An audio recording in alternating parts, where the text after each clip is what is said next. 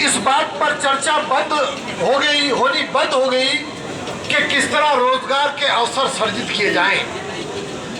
आज इस बात पर चर्चा होनी बंद हो गई कि किसान का अस्तित्व, किसान का आर्थिक हालात कैसे बढ़ाए जाएं। आज इस बात पर चर्चा बंद हो गई कि अल्पसंख्यकों का शैक्षिक स्तर और उनका राजनीतिक और फाइनेंशियली स्तर कैसे बढ़ाया जाए। आज चर्चा होती है इस बात की कि देश के अंदर, मुल्क के अंदर नफरत कैसे पैदा की जाए।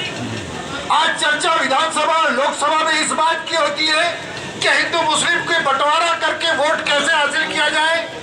दोस्तों, मैं उन तमाम हिंदू मुस्लिम लोगों से और जितने पार्टी के कार्यकर्ता यहाँ बैठे हैं और उसके साथ साथ तहसील में जितने गिरदोनवा के लोग आए हैं, मुगला लोग हैं, लीड राइटर हैं, टाइप राइटर हैं, उन सब से मैं अनुरोध कर देना चाहता हूं कि अगर हिंदुस्तान जिंदा है तो ही प्रत्येक हिंदुस्तानी स्वाभिमान से जिंदा है। अगर हिंदुस्तान के अंदर नफरत की दीवार फैला दी गई तो फिर वही जो काम अंग्रेज करके गए थे हिंदुस्तान के टुकड़े करने का, दोबारा से इस हिंदुस्तान को बंटवारे की तरफ ले जाया जा रहा है।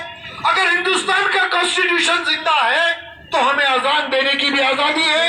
अगर हिंदुस्तान का कॉन्स्टिट्यूशन जिंदा है तो हमें मंदिरों में घंटे बजाने की भी आजादी है।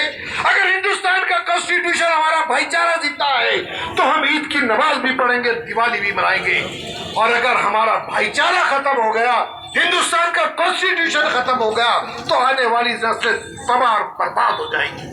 मैं पूछना चाहता हूं फिरका परस्त लोगों से कि हिंदुस्तान की तरक्की में, हिंदुस्तान की आजादी में भारतीय जनता पार्टी या आरएसएस का कोई एक आदमी मुझे ये बता दे कि हिंदुस्तान और आजादी के इतिहास में किसी आरएसएस का या भारतीय जनता पार्टी के किसी आदमी का क्या योगदान है।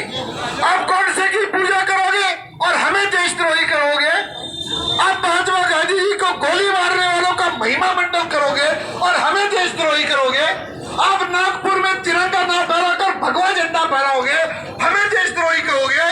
आप कल्याण सिंह जी के ताबूत पर जहाँ राष्ट्रीय ध्वज था उसके ऊपर आप पार्टी का झंडा लहराओगे और हमसे देश के मोहब्बत होने का सबूत हमसे मांगोगे। दोस्तों, इन लोगों से ये बड़े खतरनाक लोग हैं, इन लोगों से बचने की जरूरत है। और उस बचने का एक रास्ता है, पहले राजा के पेट से, रानी के पेट से राजा